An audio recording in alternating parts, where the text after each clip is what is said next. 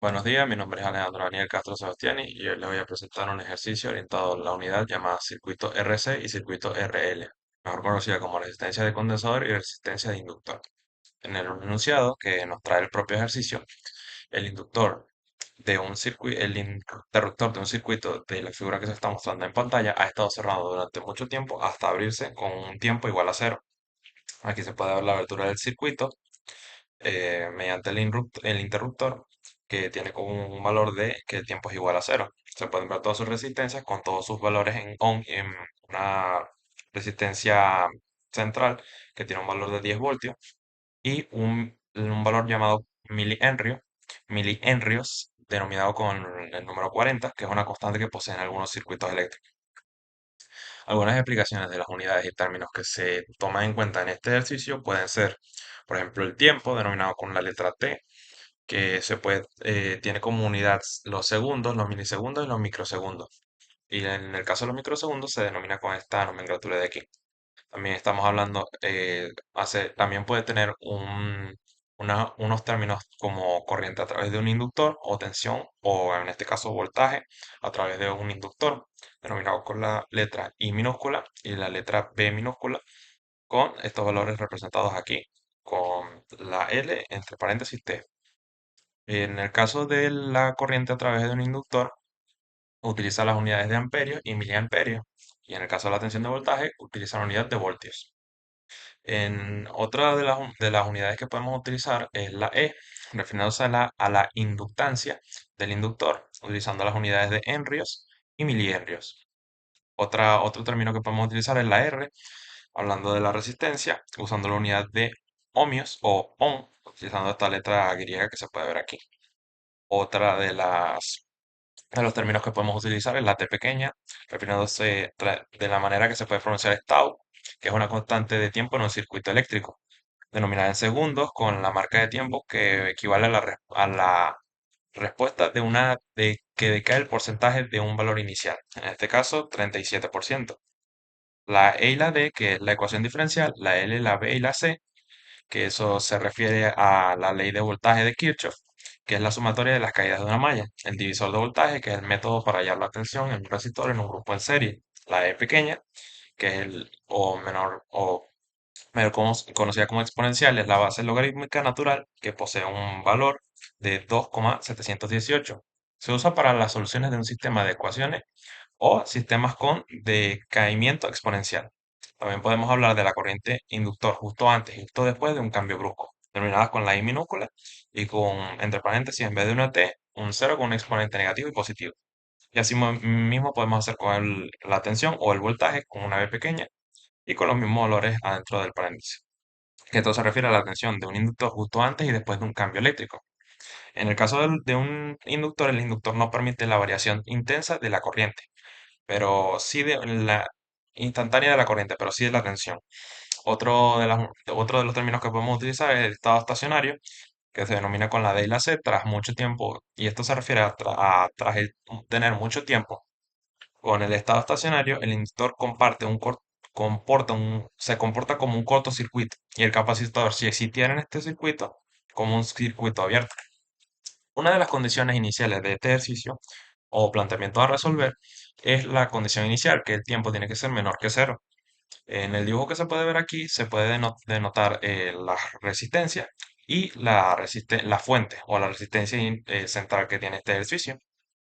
En este caso, cuando la T es menor, en este caso, cuando la T es menor que cero, el interruptor lleva mucho tiempo cerrado y el interruptor lleva mucho tiempo cerrado junto al inductor. En este estado estacionario actúa como un cortocircuito y el cortocircuito es equivalente. Y el circuito es equivalente a este recorrido que llevo aquí.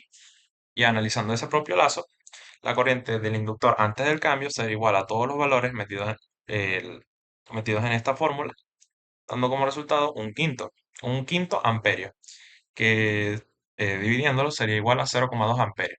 Para un divisor de voltaje de la corriente de un inductor antes del cambio, eh, eh, se representaría los mismos valores, obviamente cambiando solo uno de los valores, que sería 25. Y eso daría como resultado 7,14 voltios. Una nota importante sería que otra forma para usar las relaciones de mallas u obtener la misma corriente es aplicando la fórmula de B igual a I por R. Una de las segundas condiciones, uno de de la segunda incógnita que tiene este ejercicio es que los valores en el tiempo tienen que ser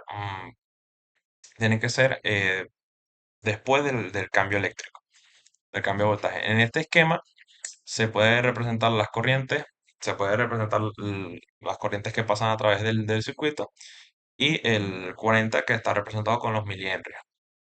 Al abrirse el interruptor, la fuente queda desconectada del circuito. Realiza este recorrido representado de esta manera. El inductor impide el cambio brusco a la corriente.